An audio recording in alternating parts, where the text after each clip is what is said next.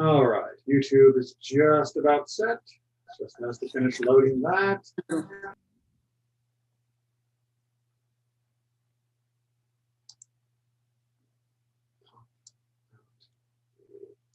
Chat.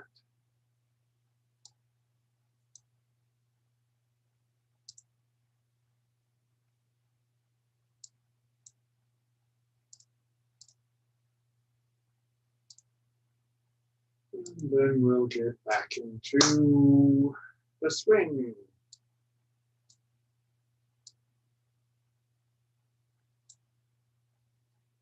All right, so we'll wait a few minutes, let people log in, let people get into YouTube, make sure that people remember. Sent a reminder on WhatsApp, I believe. Yep, thought I did. Since we'll be starting with the basics of this topic, I want to make sure that we give people a chance to log in.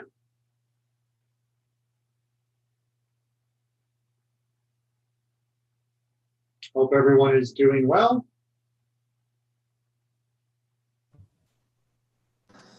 Everything is okay. Good to hear it. Thank you.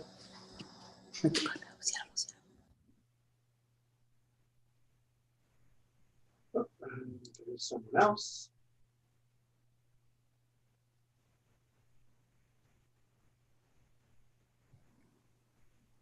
So just give it another minute for anyone else coming in, and then we'll get to work. Like I said, we're going to start with a review of the topic.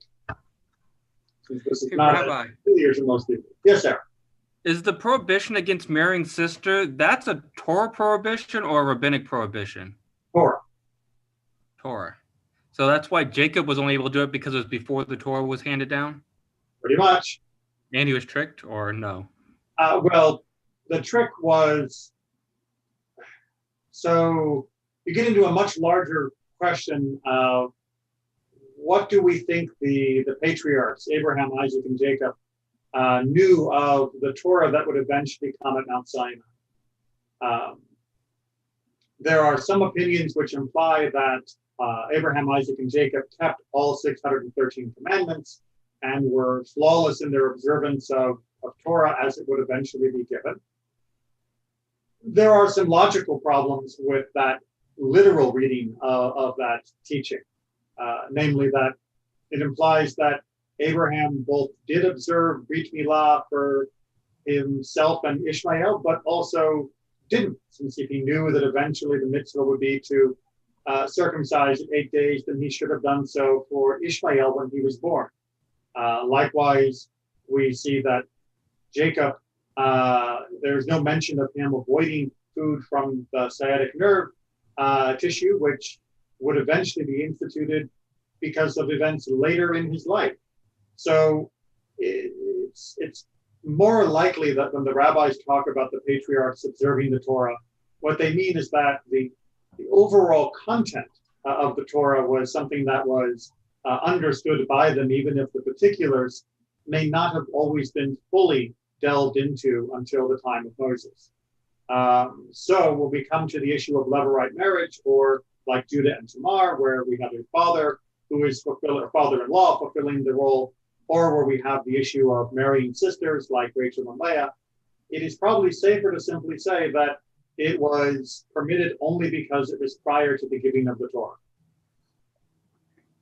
Hey, back to that thing you were talking about with the sciatic nerves, though. Did it ever say, I mean, they say that you can't eat the sciatic nerve because that's where God touched Jacob, right? It's where he had the wrenched experience in his leg. Who exactly he was struggling with is the subject of a lot of debate in the traditional commentary. Did they ever say why why he was touched there? It seems to have been a wrestling move. Really? That's his leg was wrenched during the fight. But it was a fight with a, I mean, I see it translated a lot as God. I actually haven't looked at what it was. But, I mean, obviously, if it was a superior being, he would have been able to, seems weird that it would be a literal fight, right? And that is why many commentators read it as being more of a fight within a vision or dream-like state, rather than a fight that was taking place in the literal dirt. But of course, it had a literal or a physical consequence, which is why it is subject to so much debate and discussion. But the consequence, which is we don't eat the gira nashe, that section of the thigh meat, that everybody agrees upon. All right, well, that was a wonderful little diversion as we waited for people to log in. So let's go ahead and get down to the main course for today, continuing the eating metaphor. So we are beginning a new section of Mishnah known as Yevamot. However, unlike many of the other sections of the Mishnah that we have dealt with, there is very little in the Mishnah that is going to be familiar for most people from their personal experience. As we're going to see from first the Torah reading and then a general survey of the topic, this is not something that is practiced routinely in the modern world. There's a couple of reasons for that. One is because in the modern world, the number of siblings who die within each other's lifespan whom have failed to have children is much lower than it would have been in the past. And therefore, the opportunity for this to occur is much lower. You need to have at least two brothers. You need to have at least one of them married, obviously, and then to pass away young enough without having children that this topic would become an issue. And that simply does not happen with any regularity in the modern world. So this is not something that has a lot of immediate real world relevancy. I should point out, however, that it does still officially exist, meaning that if the circumstances arise, then chalitza, which is the release ceremony, which we'll talk about, does need to be performed in the modern world. If someone came to me and they fit this category, I would help them perform that ceremony. Now, that has not happened yet in my 16 years of being a rabbi. 14 years? No, 14 years of being a rabbi. So it's unclear how likely it'll be that it will happen before I eventually stop being a rabbi that's performing weddings. We'll see. But it is still something that has a function in the real world. The second reason why this doesn't have a lot of modern screen time is because even when the circumstances arise, almost every community that I am aware of across the entire Jewish spectrum does not encourage the performance of the Levirate marriage as explained in the text. That the release ceremony is categorically and universally looked upon as being the proper response to these circumstances in the modern world. And we'll talk about that as we go through the Mishnah. But that means that it's very, very unfamiliar, I think, to most modern readers. So what I wanted to do this week was read through the section in the Torah, at least on the surface level. And then we're going to read through the section in Sefer HaChinuch, the great Middle Ages summary of Halakha, in order to get a lot of the concepts on the table, because when we start Yevamot directly with Mishnah 1 from chapter 1, it's going to assume you know a lot. And so we need to get a lot of this into conversation before we dive into the Mishnah itself. So with that introduction, let's do the introduction. Back in Deuteronomy, Devarim, chapter 25, verse 5, the Torah teaches us, when brothers dwell together and one of them dies and leaves no son, the wife of the deceased shall not be married to a stranger outside the family. Her husband's brother shall unite with her. He shall take her as his wife and perform the levir's duty.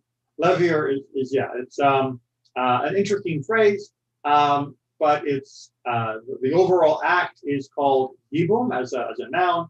And the Yevamah is the woman that is subject to this category. She is the one who needs to be levirated in order to have this child. What's going to happen with that child? Verse 6, the first son that she bears shall be accounted to the dead brother, that his name shall not be blotted out in Israel. that he will not be erased from the nation. So the idea that the Torah is outlining for us here, and the Mishnah is going to take us through all the different technicalities of each word of this eventually, but just get the broad outline at the moment. But the basic point is, if a person is married, and as we know from other studies together, and the inheritance follows through the patrilineal line, father to son, except in a few exceptions, then if he dies, his inheritance comes to a stop, and instead it would have to go back up the family tree and look for another root to be shared. Now, that's not impossible. We know the rules for that, but it seems more natural to ensure that his line will continue. That was a high priority in the ancient world, especially given how the inheritance rules worked. So the solution the Torah gives us is the widow will marry the brother of the deceased, right? So her brother-in-law. They will have a child together, and that first child born from that union will be considered as if it was the child of the deceased. Everyone's got the basic outline, I hope. Okay. But there's an escape clause. Verse 7. But if the man does not want to marry his brother's widow shall appear before the elders in the gate and declare, my husband's brother refuses to establish a name in Israel for his brother. He will not perform the duties of a lever. And what happens if the brother is already married and his wife refused to share the husband with someone else? What happens in that situation? All right, so we're going to get to all the different what if when we get into the Mishnah. Okay. We're going to deal with what I like to call the vanilla version. Right, this is just sort of standard. He's single. He's of the right age. There's no other issues. This is the classical beginning place in the Torah. The Mishnah will go into many more options of what if. But in the general version, if he says, I don't want to, right? I don't want to marry my brother's widow. I don't want to then have a child with her. Then she goes to the elders and says, look, he's not doing this. Now, why is she the one instigating this? Because until this happens, as we'll see in our summary, she is considered to already be engaged to this brother-in-law. So she can't just say, he doesn't want to marry me and walk away. She has to be released from her part of the obligation to her deceased husband. So she goes to the elders in the gate. That was usually where the public hearings would take place. It was the most public setting in the city. And she'd make the declaration. And basically, we are going to see in verse 8 that they do an investigation. The elders of the town shall then summon him and talk to him. If he insists, saying, I do not want to marry her, his brother's widow shall go up to him in the presence of the elders, pull the sandal off his foot, spit in his face, and make this declaration. Thus shall be done to the man who will not build up his brother's house. And he shall go in Israel by the name of the family of the unsandaled one. Right? And that's where we get the phrase chalitza, right? Because of the removal of the sandal, the chalutz hana'al, right? That she is removing the sandal, so he gives the name chalutz hana'al, or the house of the one who has no sandal, or sandal's been removed. And that's why this ceremony of release is called chalitza. Okay, so it's a blip in Deuteronomy, which is the primary place where it is mentioned. We hear of it a couple times throughout Tanakh, but it does not figure prominently throughout the stories of the Bible and throughout the stories even of rabbinic times. However, this small passage does require a lot of explanation. And as you can imagine, marrying and knowing who you can marry and who you have to marry and all of those issues are going to get quite complicated because families are complicated. That's what we know about families. So before we dive into the Mishnah directly, I want to give you the bird's eye view of the general halakha, the general law on this topic. And as I've often given reference before in my Torah classes and other classes, Sefer HaChinuch, written in the Middle Ages, goes through in the order of the Torah and outlines the broad principles of a particular mitzvah. In this case, mitzvah 598 out of 613 is the commandment of levirate marriage. It's a very nice summary because it doesn't give us every detail. That's what the Mishnah is for. But it introduces us to the most important terms and issues that we will be looking at throughout the entire section of the Mishnah. So it's going to give us a lot of concepts that, since most of us have not seen this performed, we need to preload into our minds so that the Mishnah will make sense.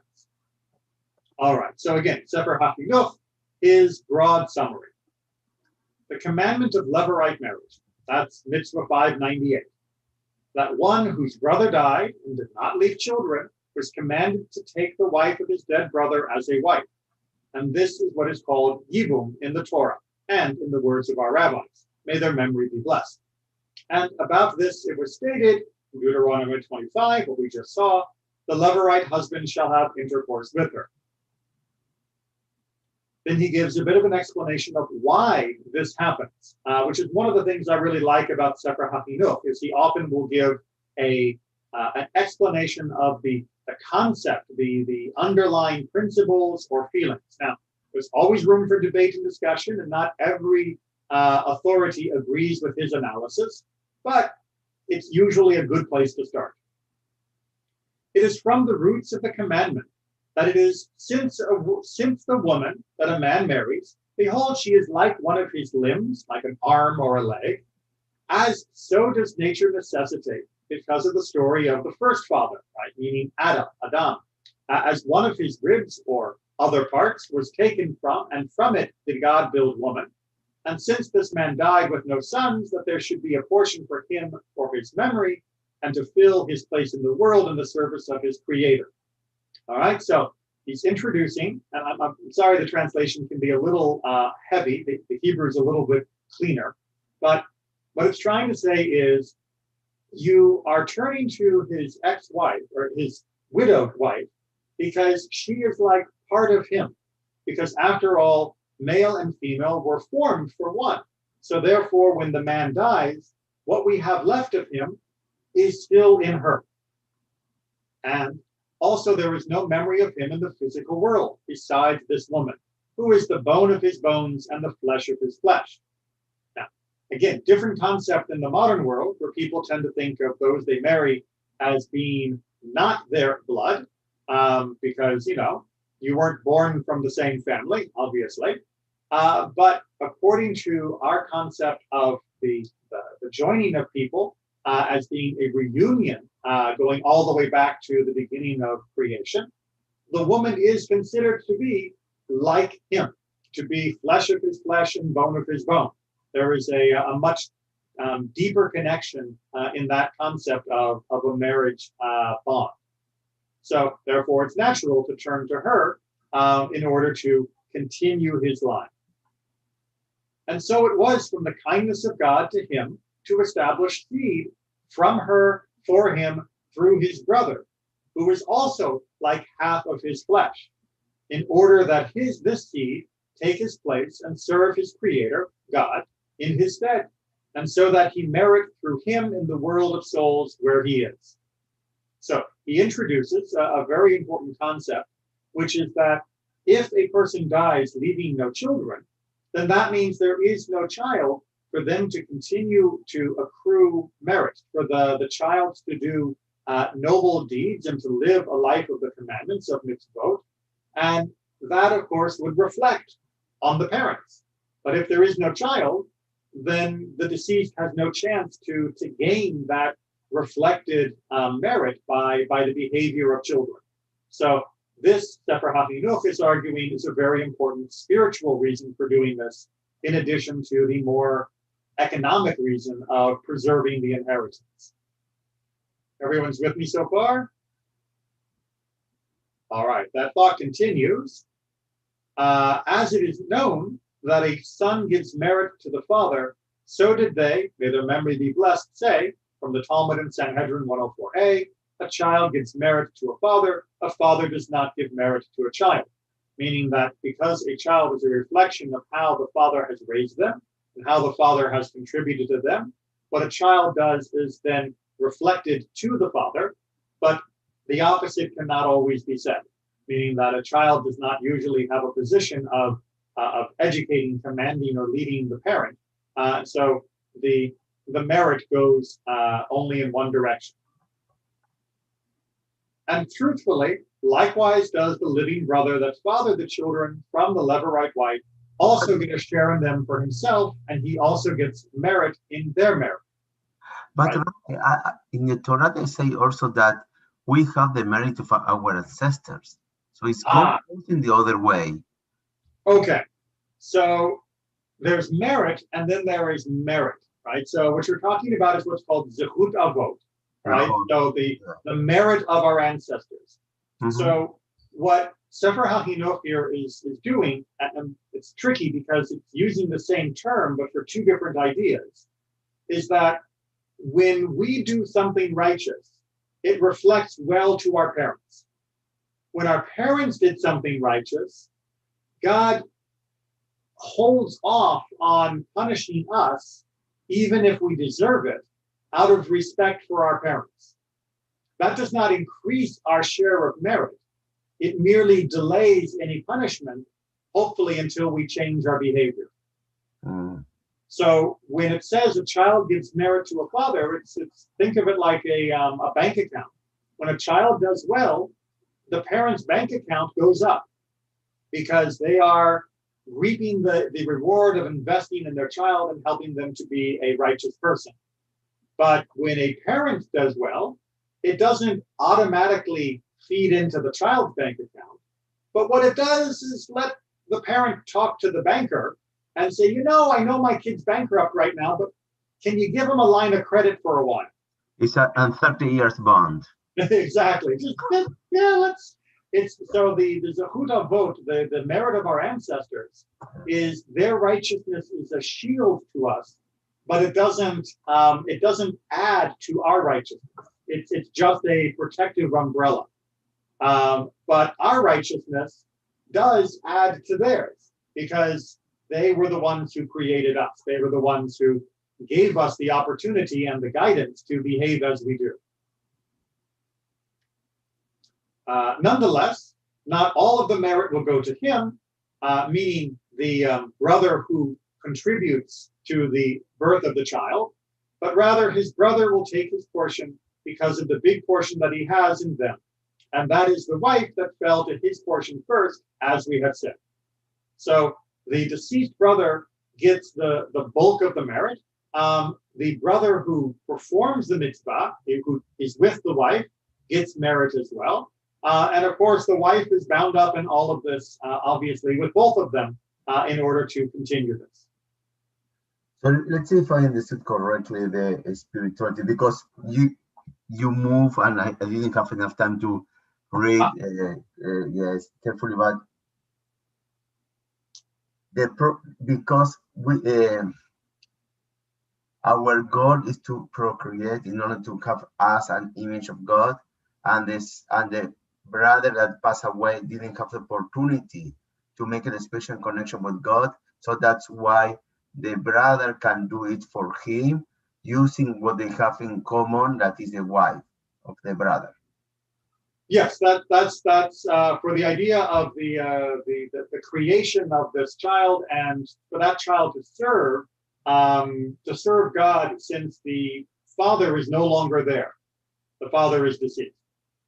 But the theological idea was that to help to make the connection of the deceased with God, because he couldn't have the opportunity to fulfill one of the most important mitzvot, the first one. So that's why he passed the opportunity for the obligation to the brother through the wife. Well, that's not exactly Sefer HaChinuch's argument. His position is that there is a spiritual benefit to having children. right? The children are the investment that we make that continues to pay dividends and give us return throughout our life, and even when we're dead. And without a child, this person has no one to do that. This person has no one to preserve their memory and preserve that process of continuing to do what is right in their name and in their honor. And so they want to make sure there can be a person that can do that.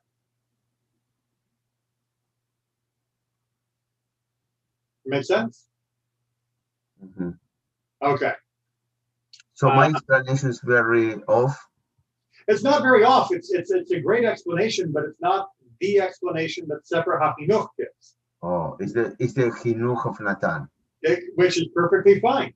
Mhm. The idea that we want to allow a person to join in the process of creation, of continuing that act that is similar between us and God, is a beautiful drash on this, a beautiful teaching. But it's not quite the one that Sefer HaChinuch uses. But like I said, he is not the beginning and the end of this discussion. He is one of many. He just happens to do a good summary.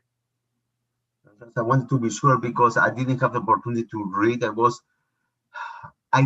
not a multitask person. Or I'm listening to you, or I'm reading. I know. I can't do both. So that's my problem.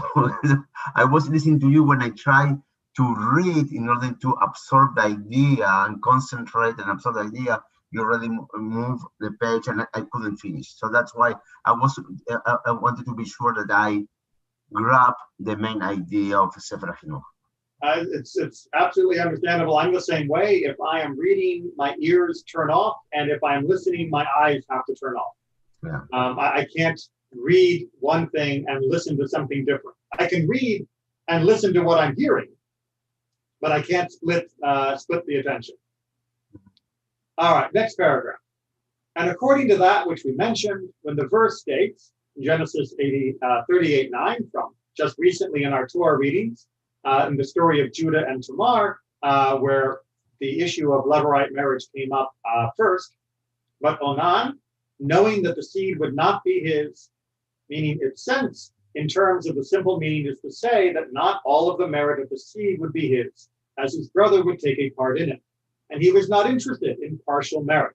So the idea here is that rather than saying, as many people argue, that Onan did not want to have a child with Tamar because he didn't want to share the inheritance with his brother's offspring, he is saying that Onan did not want to have a child with Tamar because he would not be getting all the credit in the eyes of God for what he was doing, that what the child would do and live and how that merit would come back to the parent, that would only be shared with him and his deceased brother.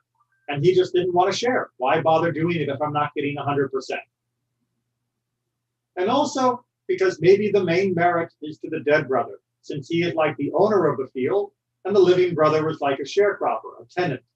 And like the well-known matter about sharecroppers, that there are some that provide their own seed. Again, seed here being a euphemism for the male contribution to creating the child. But having that as the metaphor. And this is what they, may their memory be blessed, say in Yevamot in the Talmud 22b, that any time that his brother has any memory in the world, a son or a daughter or a grandchildren from another woman, and even an illegitimate son, a mamzer or daughter, that they exempt his wife from levirate marriage.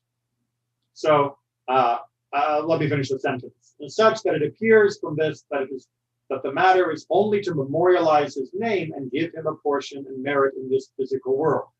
So he is arguing that, on the other hand, we could see this as being more tied to the physical world, because after all, if there is a son or a daughter or grandchildren, or even from a different woman, not the one he's currently married to, or even an illegitimate child, that counts.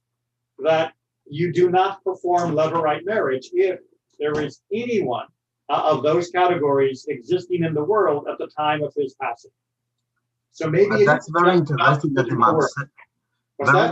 Sorry, Robert, for interrupting you, but that's very interesting that also mamzer counting in this way. that Yes. it's okay. Very interesting. We'll get to that when we study the Mishnah directly, but this is one of the reasons why I wanted to go through the summary, because we need to know when we're looking at the Mishnah that it will tell us eventually that if there is any child, even a grandchild from the deceased husband, then we do not perform the levirate process.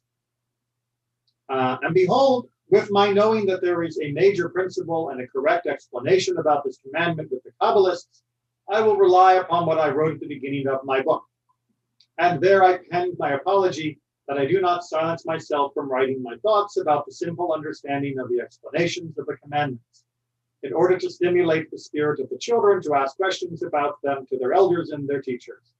By their dealing with them, perhaps a merit will come through me in the revelation of the truth of their matters, and I will merit with them in my place. So there's a very nice little bit that he adds here at the end of this paragraph where he says, there's also a Kabbalistic explanation, but I'm not going to go into it because I didn't write this book to share the deep mystical teachings. I wrote this book so that it would begin to give enough of an introduction that children would be able to talk to their parents and ask questions, and thereby eventually come to understand greater mysteries. So that's why it's not here, but know it's out there. Go looking for it. And you know what is the explanation, Rabbi, of the Kabbalistic explanation? I don't know what he had in mind. No, I don't. That's something that I'll have to go look for. And if I find it, he adds, then that will count as merit for him, right? Which is a very nice way to finish off the summary part, where he is saying, it's also, I can get merit from what my students do. As a teacher, when my students study and learn and devote themselves, that counts as merit to me as well as their teacher. So he is putting his investment in for the long term, and he is still getting benefit from it because here we are studying what he had to say. Yes, sir. Hey, that's interesting you said about the teachers getting merit, because in a lot of Jewish tradition, doesn't the teacher get almost equal merit, if not more than the parent sometimes? So there's a definite strong respect for the primary teacher of a student, and somebody who is the one that teaches them Torah and how to live a good Jewish life. Yes, absolutely. And indeed, there can come some conflicts of whether we give more honor to the parent or more honor to the teacher. So yes, it's not surprising that Judaism has that emphasis, since Judaism is basically a religion of teachers. So of course, teachers are going to have a high status in Jewish thinking, and it remains a great profession. Not only Jewish teachers per se, but all teachers. All right, next paragraph. From the laws of this commandment, is that which they say, may their memory be blessed, that the commandment of levirate marriage applies whether she was the wife of his brother from marriage or even from engagement, right? So if they were only betrothed, if they'd only gone through the ring ceremony but had not finished the ceremony, then yibum, the levirate marriage, is still applicable. And obviously, if they were fully married, then it would be applicable as well. And also, that which they said, that regarding the matter of levirate marriage and release and inheritance, only brothers born of the father are considered brothers, even though regarding the issue of mourning and the issue of testimony, even brothers born of the mother are called brothers. So there are paternal brothers and there are maternal brothers, something we talked about during our lunch and learn today, of full brothers and half brothers. So if you are the brother by the same mother but different father, then you do not perform yibum. You do not perform the levirate marriage. You have to be a brother of a man from the same father. Right? Two brothers who share a father have that shared obligation. And what happens if you have the same father but different mothers? Still you need to? You still have the same obligation. Because they are half brothers anyway. Well, they are half brothers from the father, and that is what is important. And again, this goes back to the idea that ultimately it's really about the line of a particular family. And the line of the particular family comes father to son, father to son. So if you were born from the same mother but different fathers, technically you're on different lines. But if you are born from different mothers but the same father, technically you're on the same line. And he points out, just so we don't forget, when it comes time to do mourning, avelut, to grieve for somebody who dies, it doesn't matter whether they are our brother from our mother or our brother from our father or our brother from both. We mourn. And when it comes time to give testimony, we don't listen to testimony from a half brother or from a father or a mother. So it's really only with levirate marriage that we make this distinction between brother from the father and brother from the mother. And we'll see much more of that when we get into the Mishnah eventually. Remember, this is the summary. And also that which they said, that if one has many wives and dies, but does not leave a child from any of them, one of the brothers has levirate marriage with or releases one of the wives, and they all become permissible to marry whoever they want, right? So if one wife, he releases one brother, all the wives are released. And if, as we'll see also, if one wife cannot marry one of the brothers, all of the wives are released. We'll get into that straight away in the Mishnah. That's the very first Mishnah of chapter 1. It's a weird place to start, but that's one reason why I wanted to do the summary. And he is not able to have levirate marriage with two, not he and not one of his brothers. Meaning, if he has two wives, both of whom could do levirate marriage, he can't marry both of them. He can only marry one of them. And you can't have one brother marry one wife and one brother marry another wife. It's only one person and one wife, one brother-in-law that are going to fulfill this. Done. Stop. And it's the oldest one. You start from the oldest one. We're going to get there in just a second. But yes. As it states, to explain why not two, who will not build up his brother's house. And the traditional explanation that comes about from this, one house shall he build, meaning to say it is only for one brother, and he does not build two houses. House is singular, therefore one wife, not two of them. And also, if he does this, he transgresses the positive commandment, as it says, he shall have intercourse with her. And the sages, may their memory be blessed, expounded, and not with her and her rival wife. Meaning, since he only is having intercourse with her, singular, therefore he cannot have it with more than one of the wives of his brother. Now, that term rival wife is something that we're going to also see again. Rival doesn't mean angry. It would mean, in modern English, you might say co-wife, right? So if a man has more than one wife, in traditional Hebrew terminology and often in English translation, the other wives will be called her rivals. In English, modern English, rival has a feeling of animosity and competition. It's not necessarily that in the actual personalities of them. It might be. Certainly having more than one wife, we know historically does create rivalry in the modern English sense of the word, but see the word rival wife as a technical term, just meaning a different wife who was also married to that husband. Next paragraph. And from the outset, the commandment to perform the levirate marriage is upon the eldest, meaning the eldest brother. And so too, they can only release one wife. Once she is released, she and all of her rival wives become forbidden to the releaser and to all of the other brothers by words of the scribes, meaning the rabbis, like secondary relations, meaning there are the people that are expressly forbidden by the Torah, and then there are added people that we also don't marry according to the words of the sages. And one of them is your brother's wife. And so once the release has happened, then you're not allowed, none of the brothers are allowed to marry any of the wives, even if they are totally free and ready to marry. That's not allowed. You do it levirate or you don't do it at all. And what happens if the oldest doesn't want, but yes, maybe the second or the third one say, you know what, I like that wife, I have no problem marrying her. We're gonna get there, but the short answer is they go through the line and say, will you do it? Will you do it? Will you do it? And if all of them say no, then we're done. Like Ruth, maybe that's Ruth, exactly. Like we see in Ruth, although again in Ruth, it seems like there is a broader sense of redemption there than just levirate marriage. But Rabbi, when Yes. you go through the line, do you perform halitza on the first one before you go to the second one?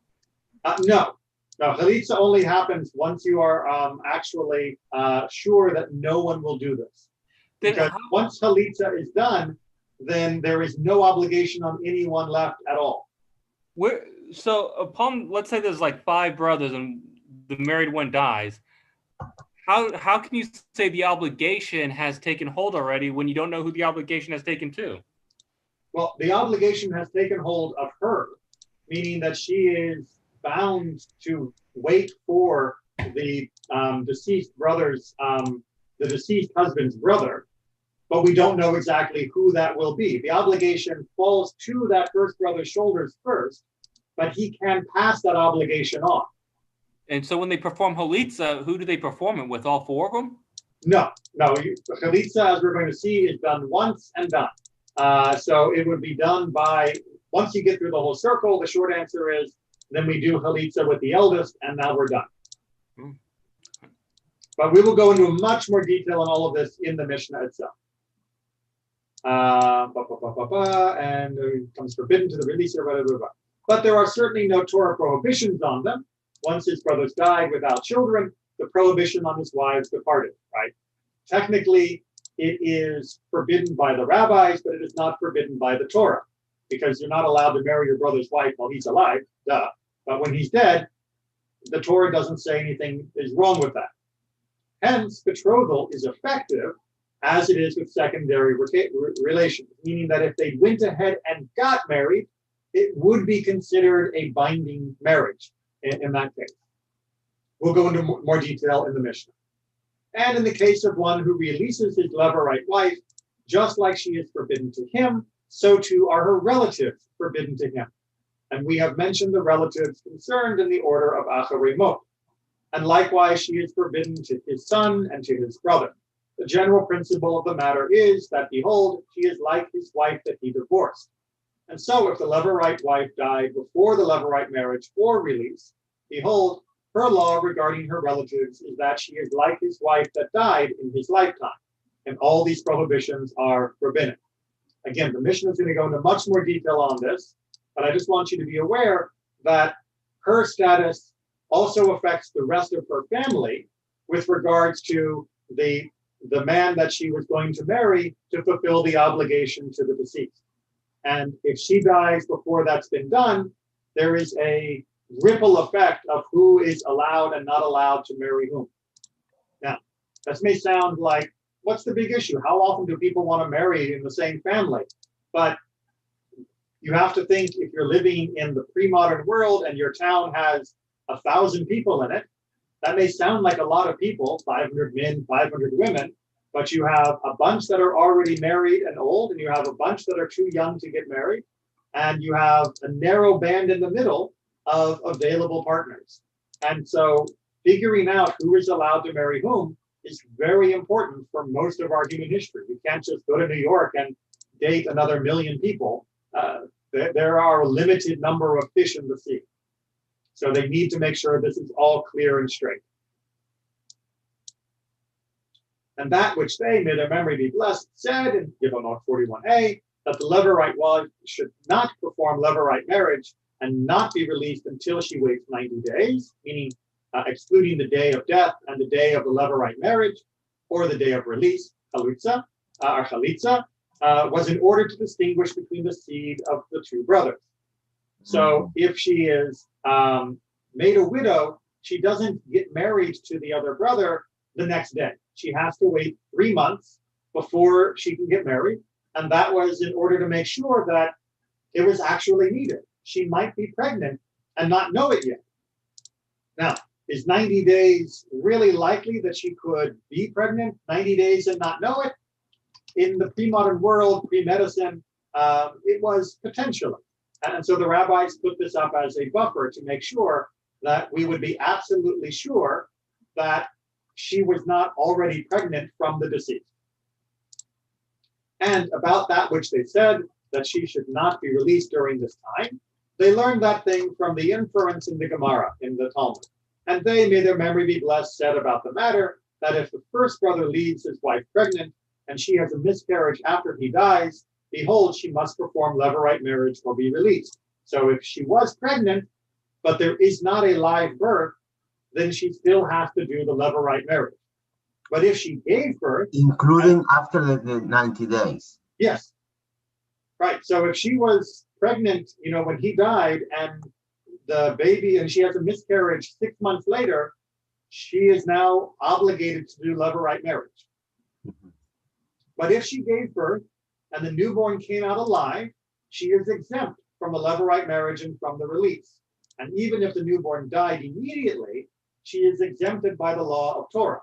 But the sages said not to exempt her until it becomes definitively known that the newborn completed its months of gestation. The rabbis had a particular scientific view of how long the baby needed to be gestating before it could be said to be truly viable.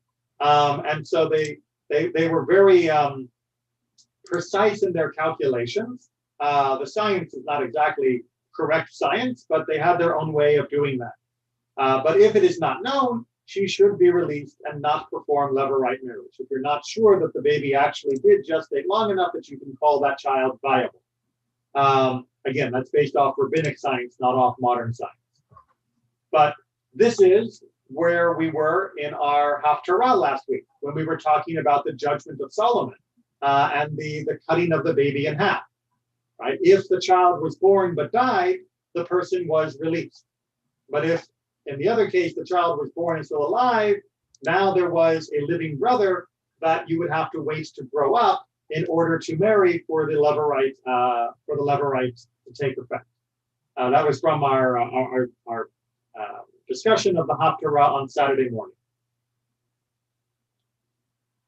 And so did they, may their memory be blessed, say about this matter, that one who had intercourse with his levirate wife, whether it is accidental or premeditated, whether it is under duress or volitional, whether he was premeditated and she was accidental or under duress, or whether she was premeditated and he was accidental or under duress, whether she was awake or asleep, whether he had sexual relations with her according to her customary way, or even not according to her way, and it is the same whether he only began or finished intercourse, behold, he had levirate marriage and acquired her in marriage. All right, so to get married, one of the ways you can consummate a marriage is by literally consummating the marriage with intercourse. And in the laws that we'll see, it doesn't really matter how it happens. We're going to see there's a slight caveat, exemption for this. But generally speaking, if you have penetrative intercourse, you are now married, and therefore you cannot do the release. You have begun the process of having this person as your wife. And even in these unusual, and in the Talmud there's even more discussion of bizarre cases, it counts. And you are now bound to the fulfillment of this mitzvah through the child. And to what do these words apply? When he had the intention of having intercourse. But if he did not have the intention of having intercourse, he did not acquire her in marriage. They're not actually married. If he didn't think that's what he was doing, he thought he was having sex, yes. If he didn't think he was, then no. And from the words of the scribes, is that the levirate husband should not have intercourse with his levirate wife until he has betrothed her in front of witnesses. Do it the correct way. Don't just jump into bed. And this is what is called ma'amar in the Gemara. And this ma'amar does not constitute a complete acquisition of regarding the levirate wife. It's not a full marriage. As the Torah stated, the levirate husband shall have intercourse with her. Behold, that the matter of levirate marriage depends on intercourse. You do need, in order to say you have fulfilled the mitzvah, to actually have sex at some point. Aaron. Yes, Rabbi. the way it read there, it didn't say intercourse with the intention of marriage. It literally said you had to have the intention of having intercourse. And that is what they mean. All right. It seems like we went over it with intention of marriage, but it's just the intention of. It's hard to not have that intention, isn't it? Which is why it is a very fascinating section of Talmud to study. Yeah, well, think about this. And how can you have sex without having an intention to have sex? So one of the examples is somebody falls off the roof and there's a person below and the aim is perfect. Really? Really. I have a whole shiur that I've done before, not recently, about you wouldn't believe this was a discussion in the Talmud. And that is one of the discussions of accidental penetration. But they don't have any real life examples, do they? Well, you don't call that real? So there's also cases where it comes to you intended to have intercourse, but you didn't intend to have intercourse with that person, right? Where you thought you were having sex with a different person than the one you were. So there are ways it can happen, but yes, it is exceedingly unlikely. But what the rabbis are focusing on here is going back to our text in the Torah, that it says he has to have sex with her. Therefore, they are going to be, as we go through our Mishnah, talking about what counts as fulfilling that part of the verse from the Torah. Right? The rabbis are not just being, graphic for the sake of getting the R rating. The rabbis are being careful that since the Torah does say explicitly they will have sex, what does that mean? And indeed, that's going to be kind of a part for the next section of who can and who can't have this intimacy. So next paragraph. Remember, this is all the summary. We will go into more detail for all of these topics throughout the next few weeks. And they, may their memory be blessed, also said about this matter that there are women that are exempt from levirate marriage and also from release, meaning they don't have to do yibum and they don't have to do chalitza either. And these are them: the wife of a eunuch of the sun. Apparently, this means somebody who was a eunuch, meaning that they are a man unable to have children due to some natural problem, just some biological impediment.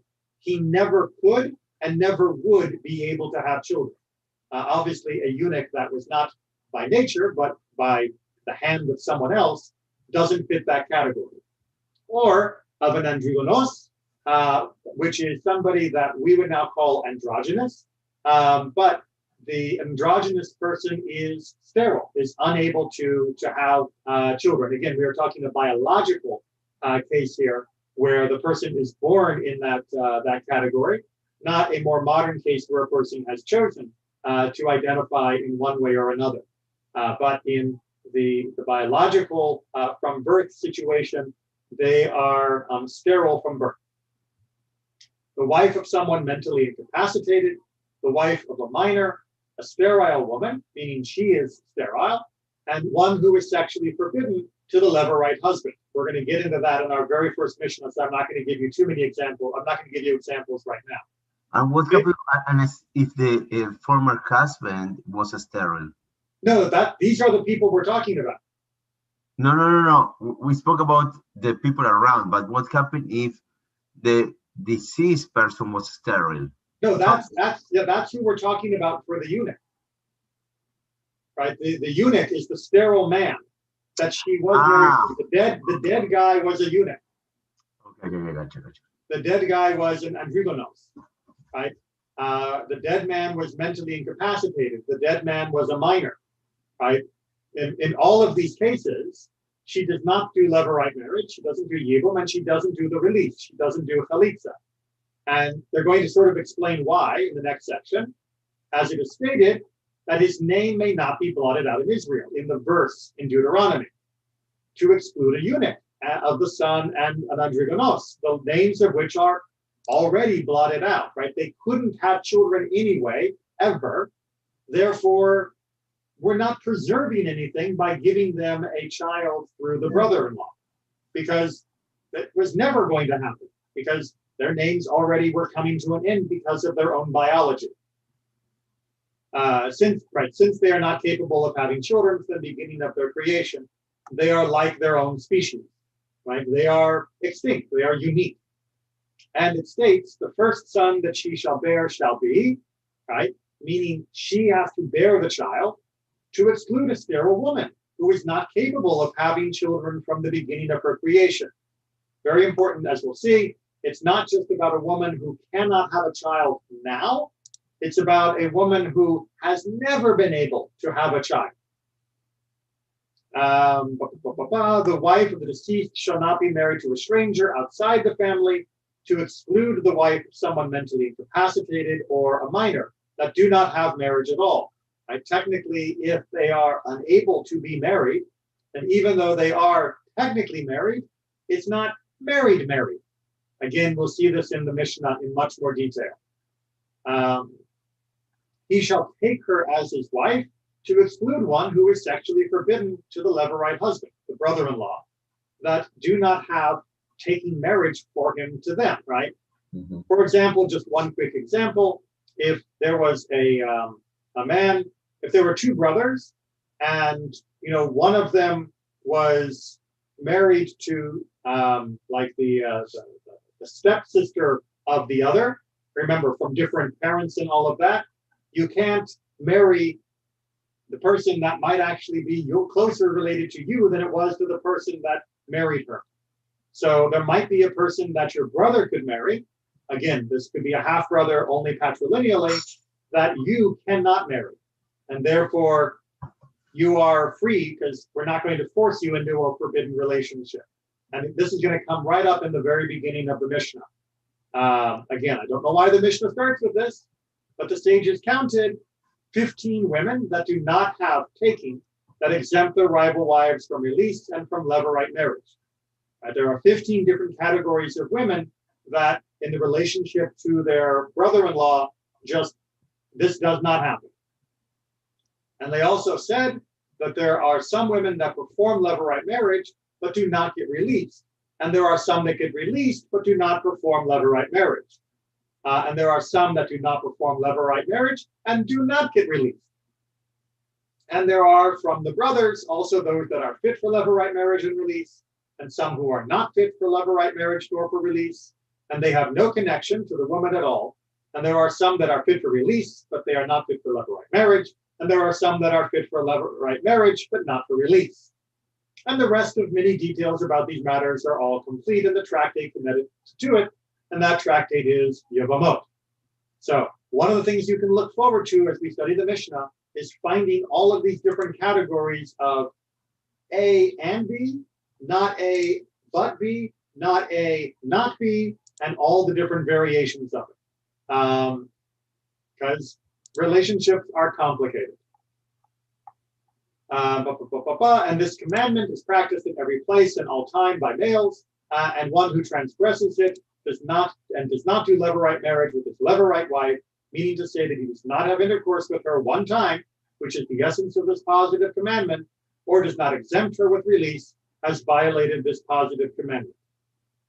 And again, all of those different issues will be brought up in the Mishnah. And when was that the rabbi stopped doing chalitza, or the process? It depended on the community. I'm not 100% sure when it became more and more discouraged, because different parts of the world, the Jewish world, had different tendencies. But I know that at least during the Middle Ages, it had already become very unlikely and only used in certain cases, rather than being the norm, at least within the European communities. The Sephardic and Mizrahi, I don't know as well. Oh, Middle Age. Wow. I thought it was after the destruction of the temple, when it was most difficult to have like a majority in a city or something like that. So it definitely began to become frowned upon, but when it became when it moved from being we rather you didn't to you really shouldn't, it depended upon the different parts of the Jewish world. Rabbi.